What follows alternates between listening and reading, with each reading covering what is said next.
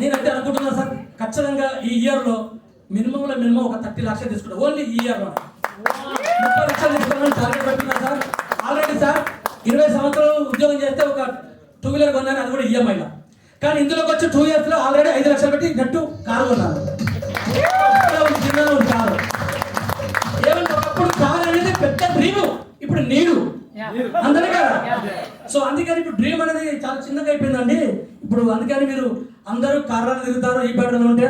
నాకు తెలిసినంత వరకు నెక్స్ట్ ఇయర్ నుంచి ఒక వరదలాగా నెలకు ఒక 2 కార్లు 3 కార్లు కొనే సిచ్యువేషన్ ఈ బయటలో వస్తుందండి.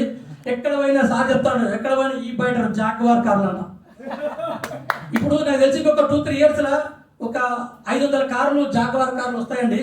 సో అది కూడా మీరు హార్ట్ఫుల్గా పనిచేయండి, మీకు కూడా రావాలని కోరుకుంటూ. Range rover sorry. సో అందుకని సార్ ఆ రేంజ్ ఉంది అందరికీ.